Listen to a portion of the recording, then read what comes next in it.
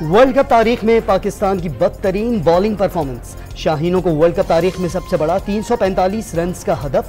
Sri Lankan batters ने कौमी bowlers की एक न चलने दी।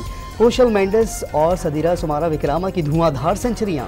मेंडिस ने 77 गेंदों पर 6 छक्कों और 14 चौकों की मदद से 122 रन बना डाले। सुमारा विक्रामा 108 रन बनाए। निसांका की भी 51 रन की इनिंग्स। दूसरी विकेट में 102 और तीसरी विकेट की शराकत में 111 रन बनाए।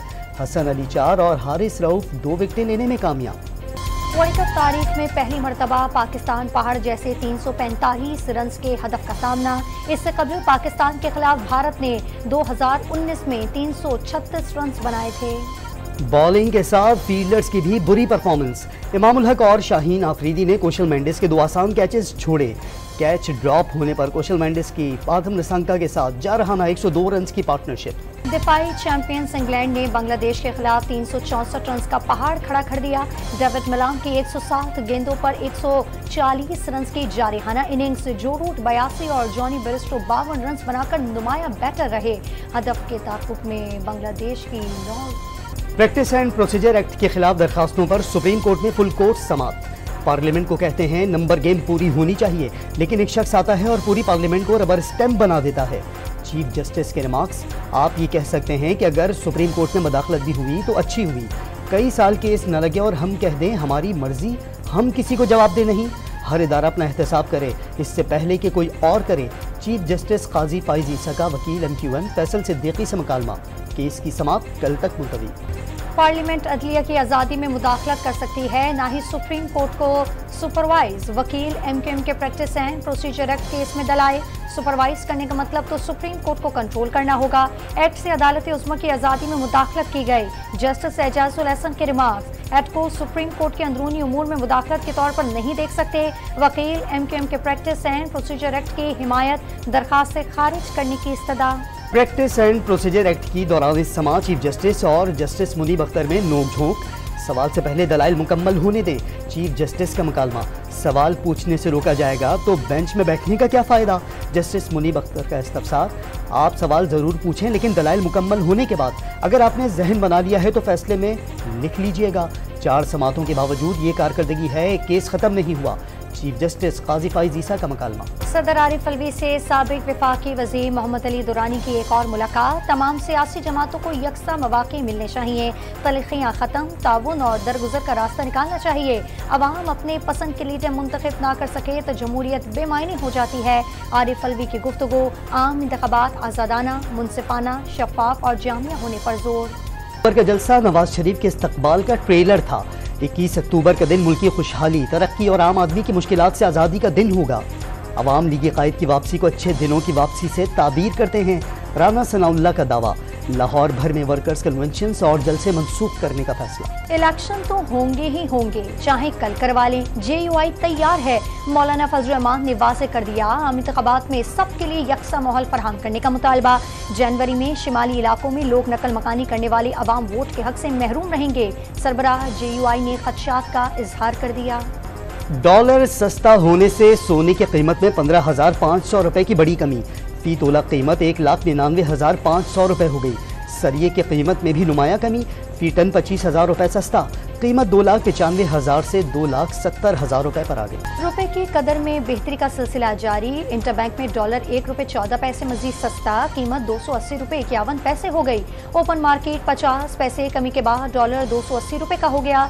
स्टॉक मार्केट में तेजी का रुझान। 100 इंडेक्स में 418 पॉइंट्स इजाफा। इंडेक्स 48,140 पॉइंट्स पर बंद आ गया।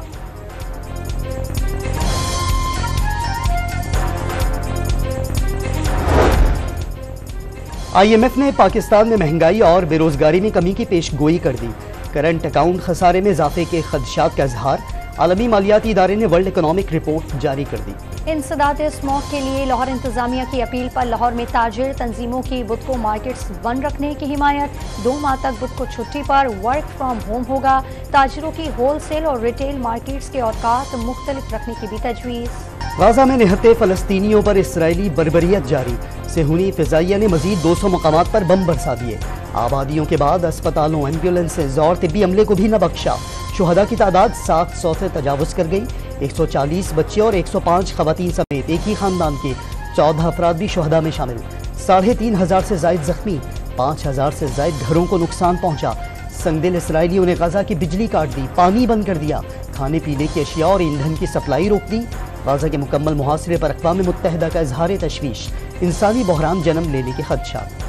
حماس کے حملوں میں ہلاک اسرائیلیوں کی تعداد 1100 تک جا پہنچی، 2000 سے زائد زخمی۔ حماس مجاہدین نے اسرائیل کے F-16 طیاروں کو بھی نشانہ بنایا۔ القصام بریگیڈز نے دھماکہ خیز مواد سے لدے ڈرونز کی ویڈیو بھی جاری کر دی۔ تل ابیب سمیت مختلف اسرائیلی علاقوں میں شہریوں نے خوراک کا ذخیرہ کر لیا۔ حماس اسرائیل کے ساتھ جنگ بندی اور بات چیت کے لیے تیار۔ غزہ پر حملوں کے جواب میں اسرائیلی قیدیوں کو قتل کیا جائے گا، القصام بریگیڈ کی دھمکی۔ فلسطینی عوام ساتھ کھڑی ہے، شہریوں کے دفاع کے لیے لڑنا حق ہے۔ مزاحمتی تنظیم حماس کا دو ٹوک پیغام، اتحادی جنگ میں ساتھ دینے کے لیے تیار ہیں، غزہ پر قبضے کی صورت میں اتحادی چپ نہیں بیٹھیں گے۔ حماس نے واضح کر دیا فلسطینیوں پر فخر ہے، حمایت جاری رکھیں گے۔ ایرانی سپریم لیڈر آیت اللہ خامنئی کا دو ٹوک پیغام، حماس حملوں میں ایران کے ملوث کے دعووں کو مسترد کر دیا، کسی بھی اسرائیلی مہم کا منہ توڑ اور تباہ کن جواب دینے کا اعلان۔ There is a need for immediate steps to ensure the realization of the right to self-determination of the Palestinian people and also achieving a just two-state solution on the borders of June 4th, 1967 with East Jerusalem as the capital of the state of Palestine. اقوام متحدہ کی انسانی حقوق council میں فلسطینیوں سے اظہار یکجہتی کے لیے 1 منٹ کی خاموشی۔ پاکستانی مندوب کا فلسطینیوں کی خود مختاری کو یقینی بنانے کے لیے فوری اقدامات پر زور۔ مساجد اور معصوم شہریوں پر بمباری برداشت نہیں۔ ترک صدر کا غزہ میں فلسطینیوں کے لیے امداد بھجوانے کا اعلان۔ سعودی ولی عہد کا صدر محمود عباس کو فون، فلسطینی کاز کی حمایت۔ مصری صدر اور اردن کے شاہ سے اسرائیل فلسطین تنازع پر بات چیت۔ اسرائیل اور فلسطین کے درمیان ثالثی کی کوشش کر رہی ہیں، قطر کا دعویٰ۔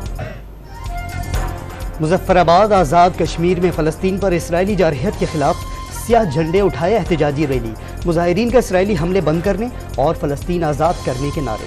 نگراں وزیر اعظم انوار الحق کاکڑ کی زیر صدارت بلوچستان ایپیکس کمیٹی کا اجلاس، وزیر اعلیٰ اور وزیر داخلہ سمیت آرمی چیف کی شرکت۔ امن و امان اور غیر ملکیوں کے انخلاء سے متعلق اہم فیصلے۔